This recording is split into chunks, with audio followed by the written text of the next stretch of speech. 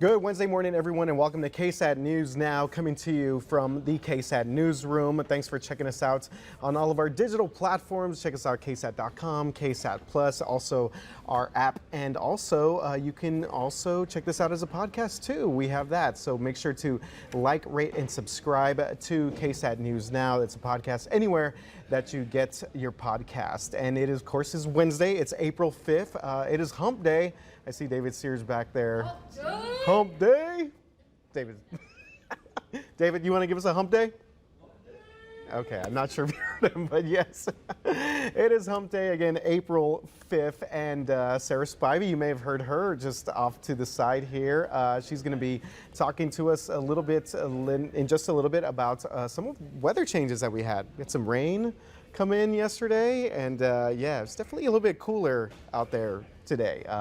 Sarah was doing Science with Sarah earlier, so we're glad to have her here for KSAT News Now. But we'll get to some of our top stories here and some of the big news that we're following this morning. The Justice Department saying that it has tentatively settled a lawsuit over the 2017 mass shooting in Sutherland Springs. So the settlement would pay victims and their families more than $144 million.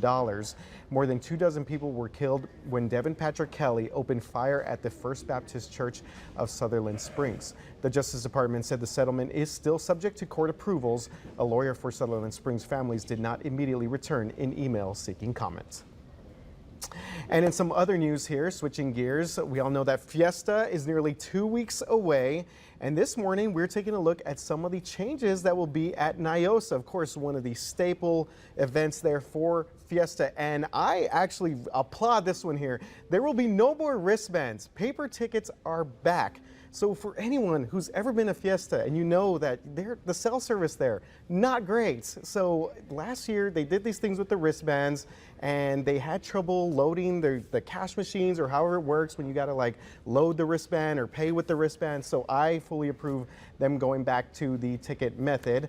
Some other changes here for NIOSA. There will also be food booths from local restaurants, some new ones there. And of course, this is now the 75th anniversary of NIOSA, and the 4-day event will run from Tuesday, April 25th until Friday, April 28th. And for more information about NIOSA, head over to KSAT.com. Really glad to see that they're making the move there. All right, we have some pretty wild weather video this morning. Take a look at this. If you're watching us on a digital platform, we have 3 different videos here showing the close-up view of a possible tornado there in Iowa in the Midwest. So these videos were taken yesterday from the area of 3 Iowa towns southeast of Des Moines. So the National Weather Service has not yet confirmed these tornadoes or the damage made by the storms, but you can see here the storm chaser video. This is absolutely incredible stuff. Very, very scary stuff as well. You know, you may be wondering, you may be wondering, why is it called a possible tornado when there's like a literal tornado on the ground there? And you know, it's safe to say that's definitely a tornado. But as far as, you know, the intensity and things like that, the National Weather Service actually has to go out and look at the damage and rate it as like an EF0 to EF5. So it's definitely a tornado, but it's to be determined how strong that was. So and do they do that with the destruction, the path of destruction? Yes. Or how do they determine whether they determine the length of the tornado, they determine the width of the destruction.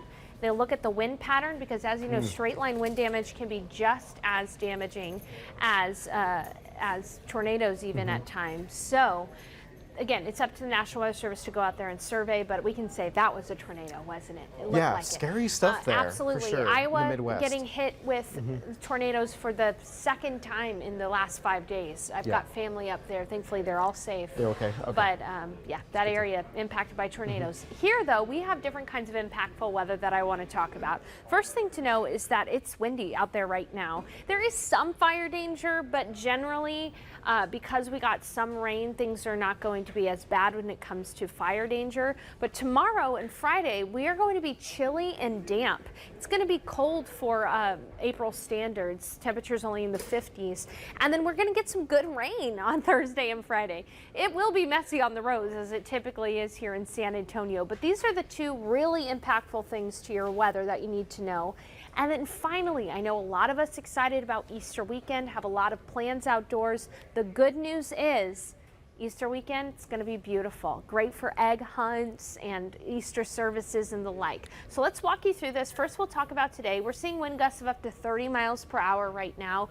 That, coupled with the low humidity as that front moves through, is what's allowing for some fire danger. But again, the big story today is that cooler air has moved in. And as we look at your KSAT 12-hour forecast, temperatures for the remainder of the day should mostly be in the 60s. We'll briefly get into the 70s this afternoon, 74 degrees, 73 degrees for the high temperature today. And then tonight it'll be cool and windy with winds from the northeast at about 10 to 20, even gusting up to 25 to 30 miles per hour. So a windy, cooler day. I want to talk now about the second impact to your week.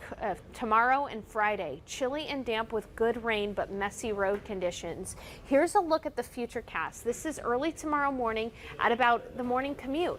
Notice that there's about a 60% chance for scattered thunderstorms. Most of the rain early will be southeast of San Antonio, but during the day and potentially during the morning commute, that rain is going to work its way back over San Antonio. This is a snapshot at 10 o'clock in the morning. About 70% coverage of showers and storms. It's not going to be raining constantly at your location, but it's going to be on and off again, heavy at times rain. This is a look at lunch. Lunch, we expect even higher coverage, close to about 80% coverage. That'll continue into tomorrow afternoon. The afternoon commute will be messy too. So as you're planning your day tomorrow, make sure to give yourself extra time, not only in the morning to get to where you need to go, but pack your patience in the afternoon too. Be wary of ponding on the roads, those kinds of things. We'll be keeping our eye on it.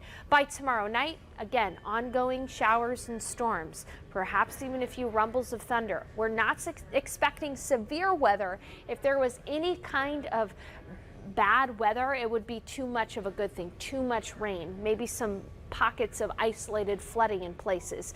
But we need this rainfall. We have exceptional drought out there. As we look toward about tomorrow night at 10 p.m., again, notice that we'll see ongoing showers and storms at times on and off, continuing into Friday morning as well. So we look at rain chances in the next few days. Tomorrow night, and Friday, especially in the morning, we expect widespread on and off again showers and storms. But then as far as rainfall goes, 1 inch to 2 inches is a safe bet in San Antonio. We need that rain. The thing is, could be pockets of higher amounts as well. And then finally, Easter, a beautiful weekend for egg hunts and services. So not too concerned there, RJ, about the potential for any kind of rain interrupting the fun events over the weekend. But again, we need this rain. The only thing I picture is people having some issues on the roads. Yeah, well, of course, the rain, that's that's good news there. And we know temperatures, yeah. And we know that a lot of people camp out for Easter weekend as well, so definitely need to pay attention to what we have going on. I think by Friday night, things will be fine. Yeah, okay. So for camping out on Friday night, Saturday night, things are going to be fine. It's going to be a little chilly though tomorrow and Friday. Highs only in the 50s. Yeah. And of course, maybe some people going up 35 to check out the Spurs are going to be in Austin this week. So yeah, definitely keep the KSAT Weather Authority app handy, ready to go for the very latest updates. Good advice. All right, Sarah. Okay, this video here may be a little tough to watch if you're a fan of whales. And who isn't a fan of whales? I mean, I love whales. This is, but this is kind of tough here. But here you could see there was a gray whale in the middle of the ocean when out of nowhere, you could see a swarm of orcas start to attack it. Oh no. No, and now I guess they're trying to figure out why this may have happened. So this happened last week in Monterey Bay, California. A member of a whale watching group filming this says the attack lasted for about 6 hours. I mean, this happened for a long time here, but the gray whale was apparently, according to these whale watching groups, able to get to shallower water and escape this orca attack. I wonder if they felt like that gray whale was on their territory. Thank you. I was about to say, I wonder if this had to do with a territorial thing. Maybe this gray whale maybe swam, was around some food that these orcas were trying to corner. I don't know, but I've never seen this, and it's not like I'm a big Discovery Channel guy or anything like that. But that's the thing about orcas. They're like kind of ferocious at times. Shamu. Watch out. Yes, they are.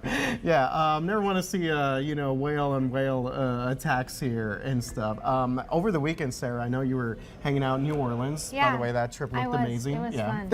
You and your husband. But we ran a story about there's a 50-year-old whale who they're trying to return from a wildlife refuge in Florida to the Northwest. Have you heard about this? I have. Yeah, I have. and so we've got a lot of orca whale news going on this week. Guess so. We're having a whale of a time on KSAT News Now. Yeah, okay, well, we will leave it at that then. Again, the Spurs are going to be in Austin for the next couple of days. Go Spurs, go! Go Spurs, go. Yes, even up in the... even up in Austin. Yeah, even up in the 512 area code there. I can't tell you I'm excited about that. Yeah. But that's my opinion. Yeah, so I'm actually going to go up there to cover that over the next couple of days. You'll have fun. So I'll be hanging out, up there in Austin, bringing you the very latest coverage there. But KSAT News Now will continue on in my absence. Is that correct, Haley? Yeah, she's giving me a big yes, definitely. Cool. Yeah, please download that KSAT Weather Authority app because we'll actually go live right to your phone. If you need help, we'll track the radar, all that kind of stuff. Yeah, one of the cooler things that we do here with our meteorologist team here. Okay, guys, so we will leave you with that. We will be back with you guys tomorrow on KSAT News Now. Thanks for checking us out today. And Update.